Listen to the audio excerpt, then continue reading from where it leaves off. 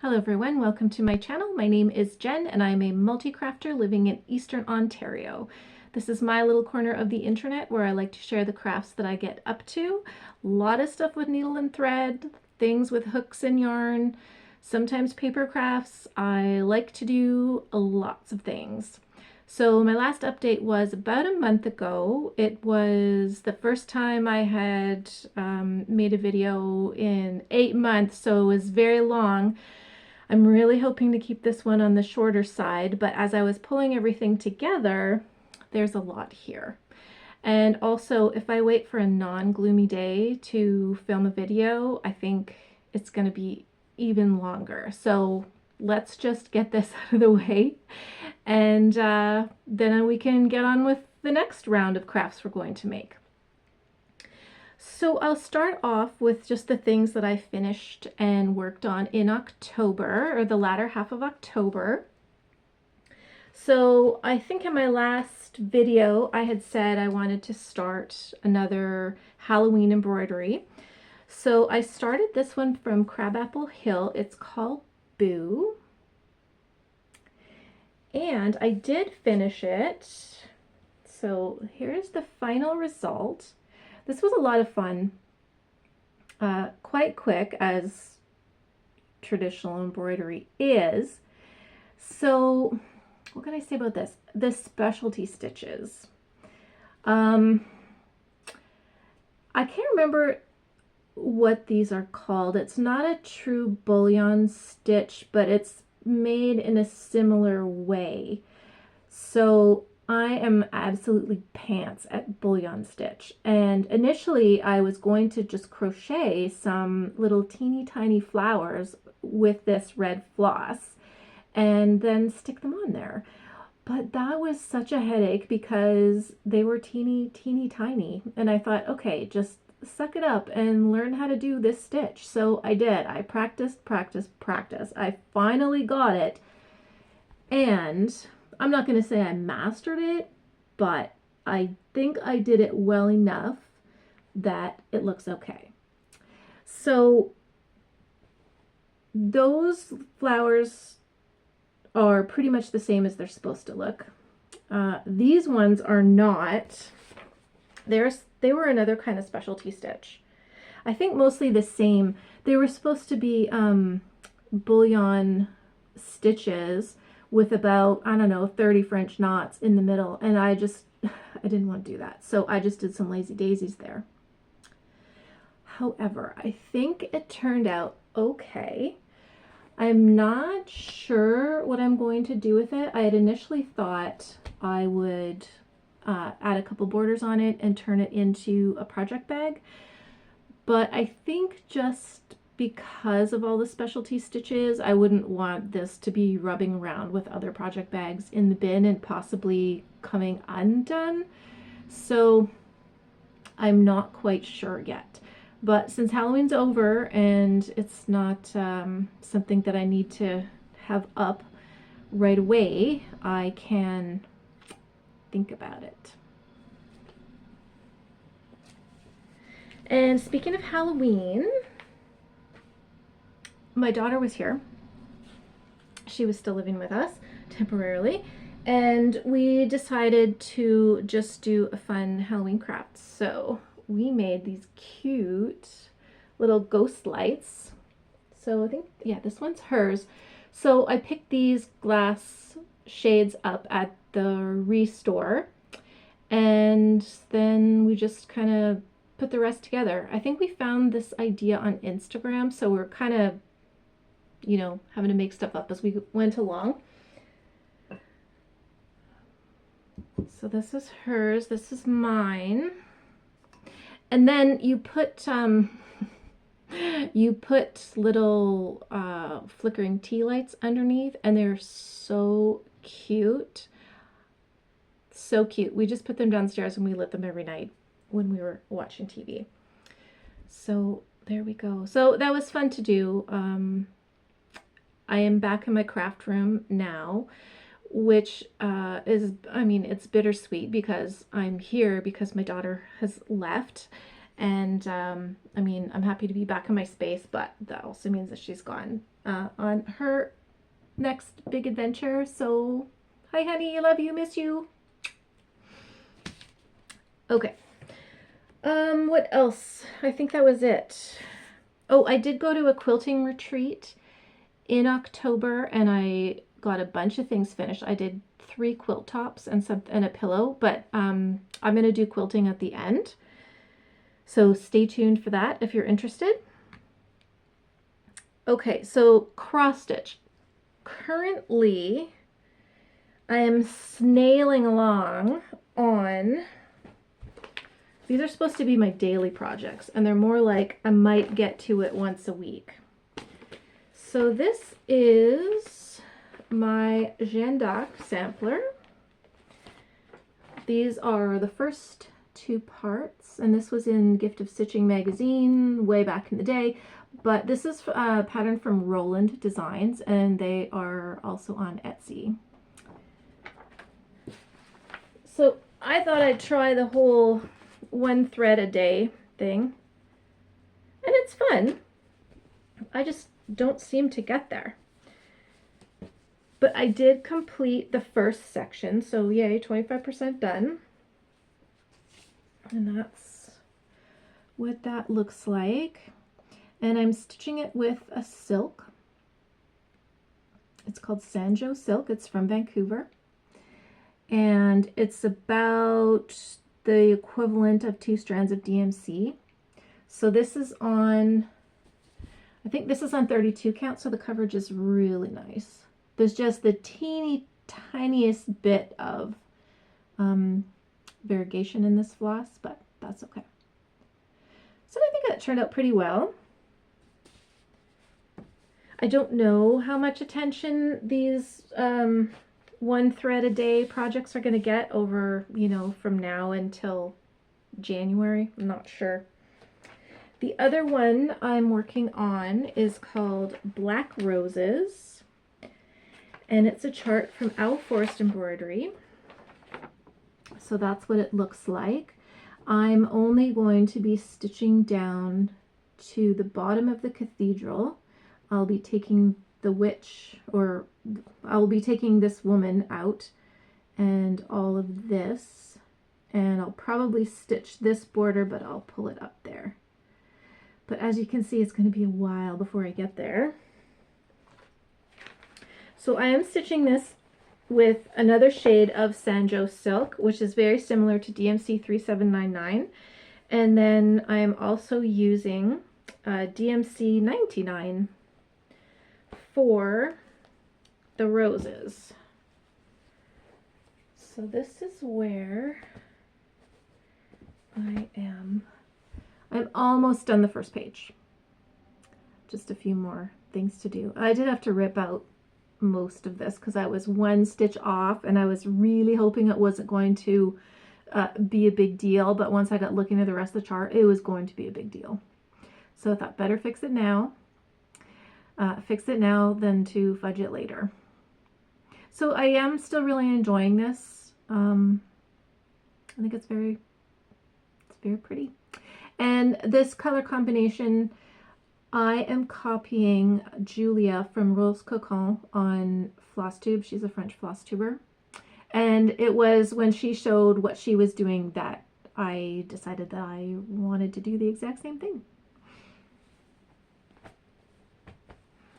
So yes, when I do work on it, it's a lot of fun. I just don't seem to get there too often. Okay, so after my quilting retreat, I was just working on fall things up until then, but I worked on some Christmas quilts, and I knew that once I started working on the Christmas quilts, and this was about the 25th of October, my brain would switch to Christmas, and it has. So I just kind of started dipping my toe into Christmas stitching. So I pulled out, this was a work in progress from last year. I don't think I I don't know if I showed this to you or not, but anyway, so this is in my little stitching portfolio. I think this is the Winding Road stitch case. So I made this last year. Oh, I love it. And I'm working on 'Tis the Season, and that's from the Home for the Holidays book from Blackbird Designs. So everybody knows this one. So that's the one I'm stitching.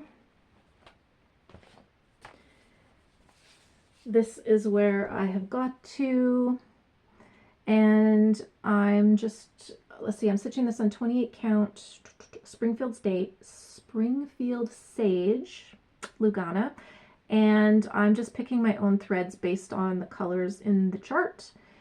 I just go through my overdyes and pick stuff out. So this is what I've been working on for the last couple of nights.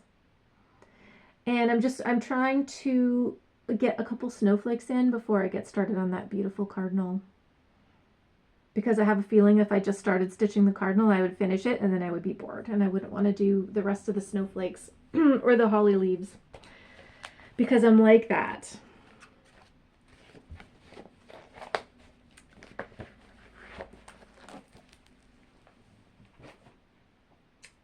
Okay, what's next? I had a couple of new starts. So the day that my daughter left, I was very sad. So I thought, well, I'm going to start something new. And actually, I think I bought something and then I started it. So this is a pattern from an Etsy seller. It's Couleur d'Etoile, and it's the chart is called Bien au Chaud. And it's this series of little European houses, and you probably can't see it, but they're inside a little, looks like they're supposed to be inside a dome or a snow globe. And I'm even keeping it in my little snow globe bag. So I picked one house to start, and I got it finished. So I'm stitching these on 18 count Aida. I can't remember the color, but it's a blue-green. It's a very, very pretty. I think it might be called Blue Cashmere, and it's from Zweigart. So this is the one I stitched, and the finishing is a little wonky. So in stitching this I can see a lot of places that I can, switch it up a little bit. So for instance, all of these motifs down here, I have they're fabric cutouts of snowflakes, and I thought I could stitch those across the bottom with some beads. And there's also, room to put beads in the trees for the charts that do have trees, or in the garlands on the house. I could put sequins here. So there's lots of room for creativity in these charts. So there's 6 altogether. I don't know if I'm going, well, I won't get all six done this year for sure. I might start one more so I can have 2. And I would likely finish them the same. We'll see. I mean, I feel like this looks really crooked, but I'm not sure. And then I just backed it with some fabric in my Christmas stash, just something plain. So yes, that is what I have done there. So this chart, I will say, is a colossal pain in the rear to stitch from if you have a brain like mine. So there will be 3 symbols, and they're all open equilateral triangles. And you might have one that's like this next to one that's like this. And then there will be one, I don't know if it goes down or not. And then you'll get another triangle that's like this, that's filled in. And then you'll have this and this and this. And I don't know what it is about my brain. It's just like I look at them and I just see triangles and I don't see the way that they're angled. So I feel like it could have been, they could have used more, not more symbols, they could have used a wider array of symbols because I just, oh, I had the worst time. I think it took a lot longer than it should have just because of that. Oh, and then there'll also be like, there'll be a line like this next to a line like this. And then you get these, and then you get those next to the triangles, and oh, I tell you, it gave me fits, but it's very cute. Now, a much easier, mostly easier project. This is a kit I bought at the Twist Yarn Festival this summer. So the company is called Timeless Treasures, and they are a Canadian company. Honestly, I think they live really close to me. This is a card kit. So I have it stitched up. That's what it looks like.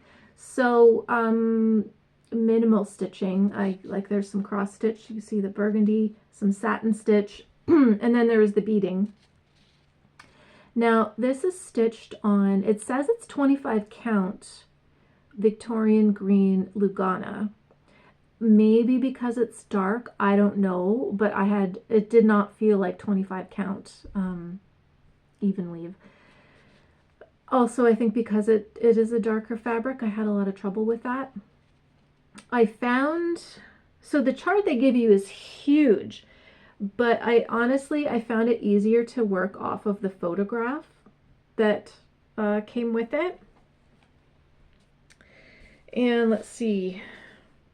Yeah, so the beading needle that came with it, the eye was so small that none of my, I couldn't put the floss through, and none of my needle threaders would actually even go through the eye of the needle. So thankfully, I have a bunch of beading needles from previous Mill Hill kits, so I just could use one of those. Now, after I got this done, it's not attached into the card yet. So after I finished that, I thought that's kind of a lot of work to stick into a card.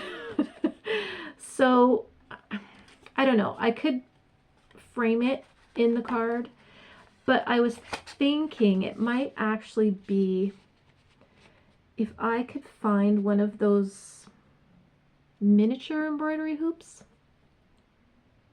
I'm not sure. I thought just maybe something different, or if I stitched it up and sewed it into a scissor fob, I think I might see it more. We'll see, because while it isn't big and it wasn't a terrible amount of work, it was still a lot of work. But anyway, gorgeous. So Textured Treasures, I think I said that, and they do have a website, and it looks like there's a big oily fingerprint there, so yeah, framing might not be an option.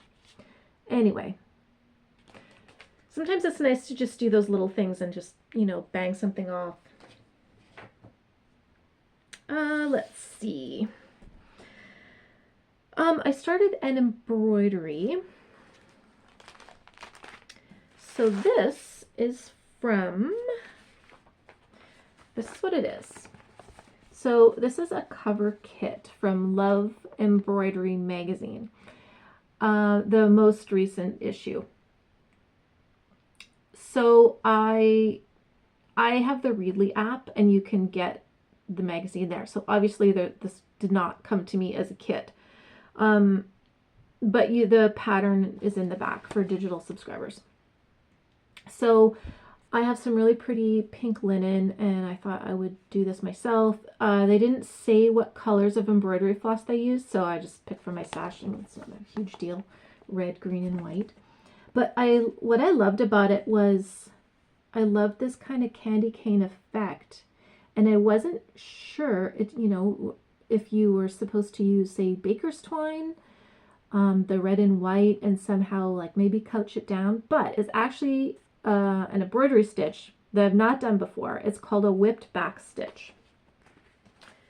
So this is where I am. I think I started this yesterday. So I just traced the stuff out on a light box with a friction pen, and there's my word stitching. So a whipped back stitch is where you do the first outline of the stitch, you just do a regular back stitch.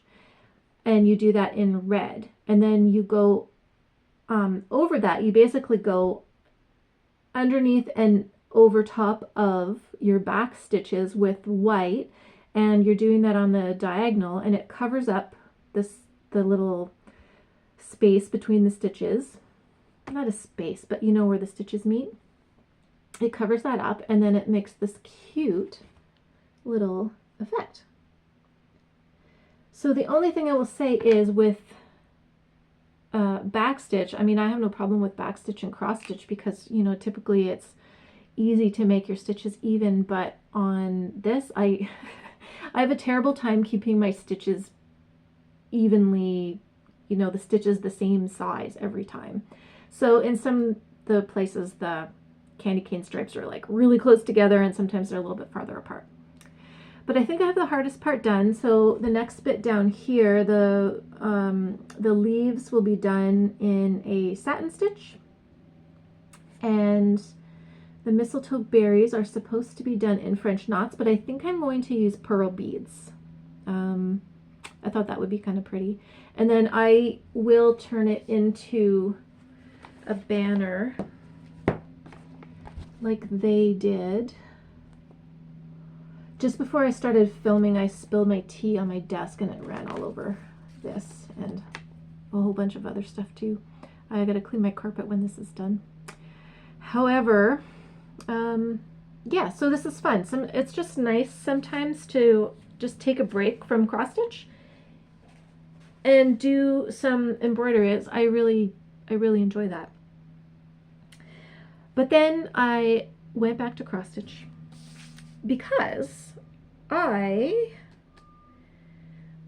when I was moving everything back into my craft room, I have a ton of books and magazines.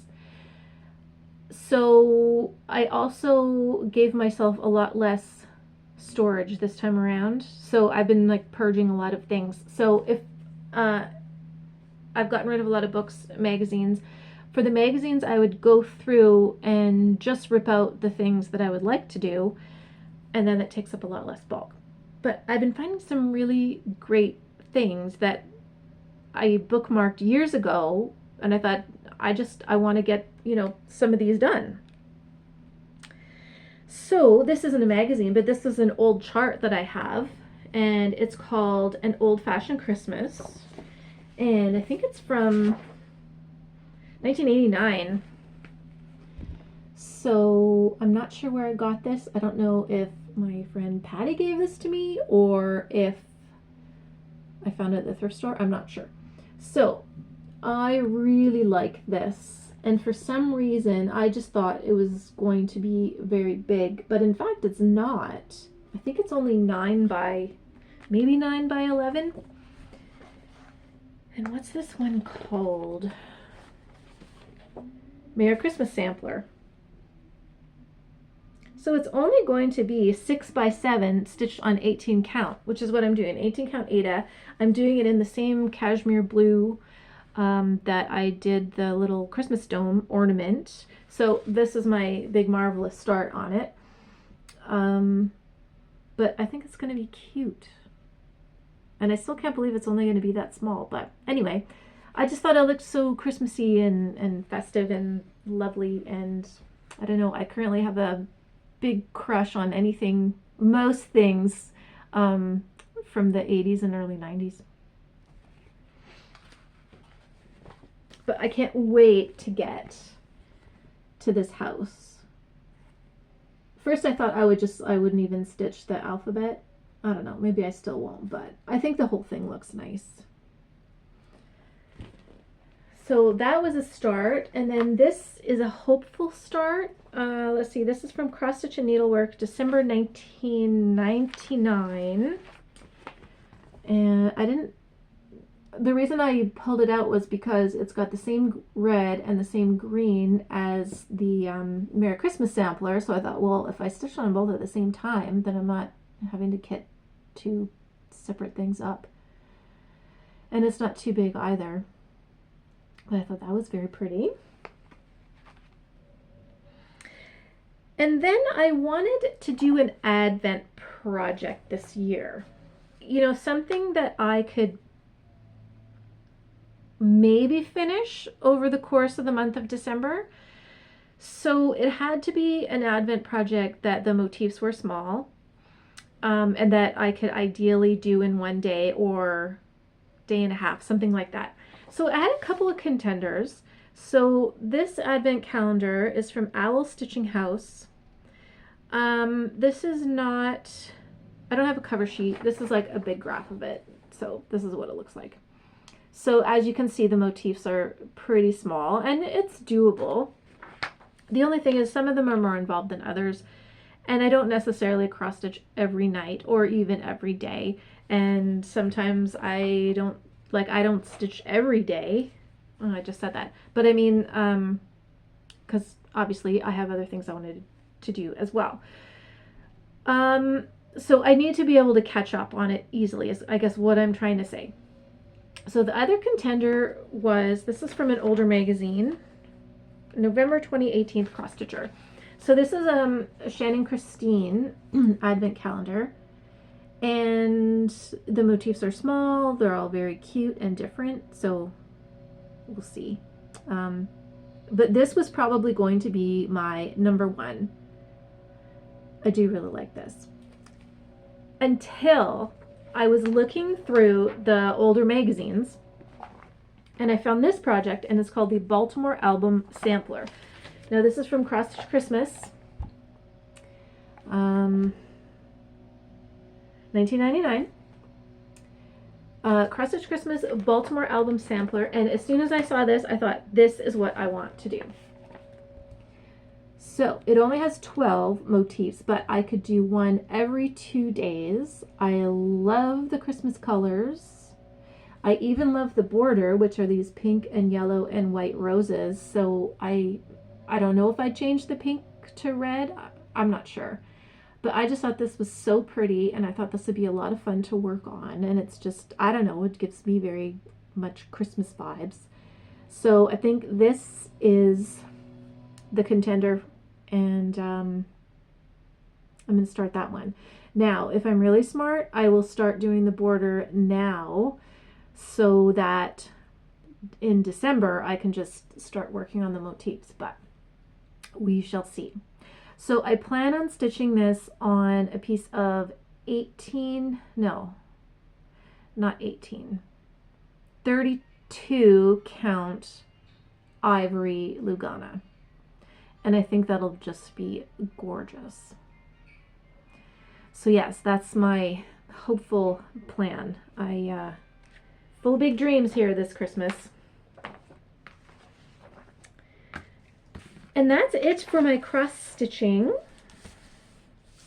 So next up is crochet. And let's see. Oh no, I have one more bit of hand sewing. So in another magazine I found, let's see, so this magazine, Holiday Crafts, from 2018. And this is called Cardinal Rules. So this is an ornament. I thought he was very sweet. So I do like the contrasting stitching. They use green, and I thought that's very pretty. But I wanted my cardinal to be a little different. So I dug out my felt, and this is my cardinal. Isn't he sweet? Oh, I love him so much. So I wanted to do all the stitching in red, and then I did with red sequins and red beads. And yeah, he was a lot of fun. So I didn't put a hanger on him. I have a lot of things to hang on my tree. He would just get lost there. So I'll just put him, I don't know, maybe on my hutch or something, in a little teacup or something. But yeah, a lot of fun. Fiddly. I wasn't sure if I was going to save the pattern pieces, but I don't know. We'll see. Anyway, that's my little bit of wool for this time around. Okay, now I can talk about crochet. So let's see. I did do a sweater. I finished a sweater, and next time I wear it, I'll show that to you. So this shawl here is called the Stitch Meditation shawl. This is a CJ Brady Designs, and as you know, she's like one of my absolute favorite designers. I've a ton of scarves I've made of hers. So they're very easy. It's all, you know, I'm going to say one piece, and the border works up as you go, so you don't have to add the border afterwards. Now this one, I haven't blocked it yet. Put on my empty wall. There we go. So there you can see. So you just like increase, increase, increase, get to a certain point, decrease, decrease, decrease. I always do one less increase row than she calls for, because then I never run out of yarn. This yarn was probably some of the most beautiful yarn I've ever worked with. This is a Malabrigo yarn, and these colors are just, oh, it's just these beautiful rich jewel tones, and I swear every stitch worked out to be a different color, and it was just delightful. So I mean, I don't know if I should go look for some more yarn like this, because it was just scrumptious. I absolutely loved every stitch of this. So that was my little like make it quick piece. Then I have a couple of gifts on the go, which of course I can't show you. Then going back to my older magazines, I found this cute little project. So I think it's just called Santa Basket, and it is from Annie's Christmas 2019. Now this was my quick project, because I started this morning and I finished it this morning. And now I made mine a little bit smaller. Like I did one less row on the bottom, and anyway, I made it smaller than the pattern called for, but yet it seemed to turn out bigger than I was anticipating. I mean, go figure, but it was super quick, very easy. So you hold 2 strands of yarn together. You just need the 3 colors. I don't know what that is. The 3 colors. Again, it was a couple of hours of work. Now, the reason that I wanted to make this, other than it's super cute, is I thought it would be a fun, like, kind of yarn bowl almost, or even just something to store my Christmas projects in. So my project, this is another Advent project, because I thought I would like to do a crochet Advent project as well. So what I would like to do is the Baubles and Berries wrap from Sandra Cherryheart. So this came out a number of years ago, and the idea was to use up your yarn minis from your yarn advent calendars. But instead, I'm going to use this yarn. So this is called Christmas Universe from Hobby Yarns. And it's just in acrylic, like it's nothing fancy. Now, the pattern does call for fingering yarn. They say this is a number 1, but this feels a little bit finer. So I'll really have to check my gauge on it and see. But I don't know. I thought that's really pretty, kind of like Victorian Christmas colors. So then this way I don't have to stress about, you know, which one am I going to use next. And I thought too, if I didn't think this was thick enough, I might be able to hold these 2 together. I would just have to see if I have enough yardage. But this is really pretty, and it's been at least 3 years that I've been wanting to make this, so this is the year, because I have the Santa yarn bowl. I think so. And that's it for crochet. Okay, I'm going to move on to quilting, and hopefully I'm already 5 minutes past when I wanted to be, but if I can wrap this up in 15, that would be great. Okay, so quilting. yeah, I said I went to a quilt retreat in October with my quilt guild, and I got a lot done. So the last time I showed you, I was working on the Farmhouse Fall quilt from Erica Arndt, and I was just doing a lap size. So I showed you the blocks. There's pumpkins and leaves. So I got them sewn together. I got the border on. None of these projects are quilted or anything. That will come. So here is Farmhouse Fall. Actually, I might not even quilt this till next year. So it goes in rows of 3. So 2 pumpkins, 1 leaf, 2 leaf blocks, 1 pumpkin, and there. And then the border is just different pieces of leftover fabric. And this is the cinnamon and cream fabric line that came out a number of years ago. I think I bought a fat 1/8 bundle, so that's what I'm using. And oh, I love it. It's not like too bright, but it's just fun. So that was quilt top number 1. And then I made a pillow top. So this is a goose, obviously. I thought it was so cute and retro looking. So this is a free pattern from the Tilda's World website, and it's super quick to work up. I think it took me an hour and a half, and I just need to quilt it up and put an eye on my goose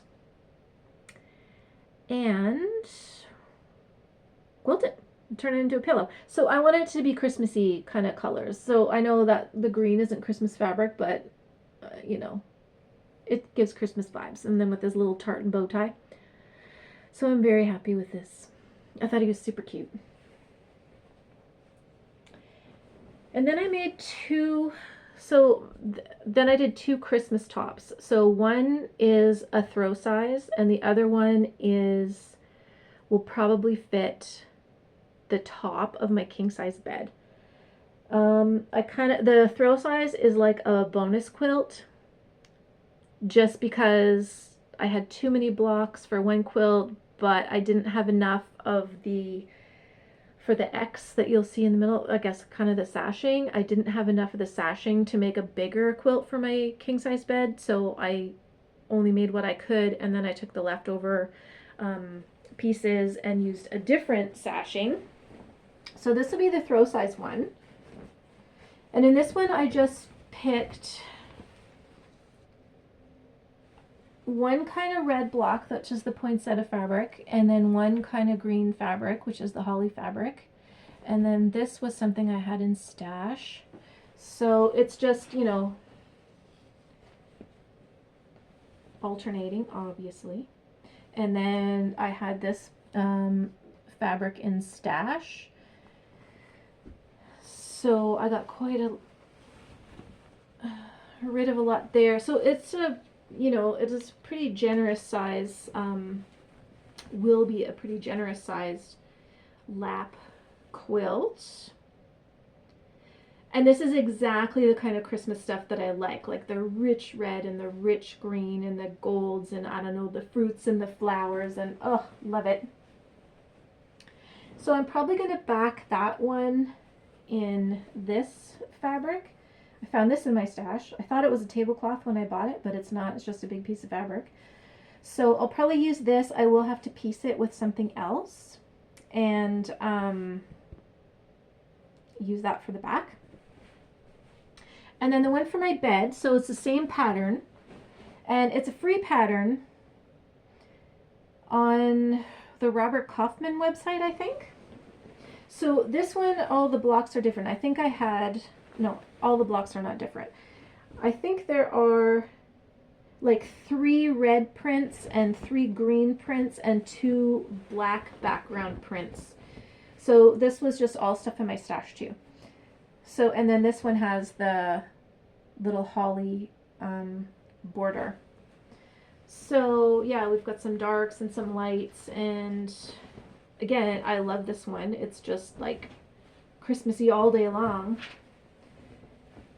So I'm hoping to get this one quilted, this one for sure, in the next couple weeks, and I just do that on my own machine. So just scrappy and fun, and I love it. And I'm going to back that one in this fabric that I had purchased with the intention of doing a kaleidoscope quilt, but I'm not going to do that. So anyway, yeah, I thought that would be gorgeous. And that's it. Okay, 40 minutes. Longer than I wanted, but shorter than it should be, or than, you know, I was hoping.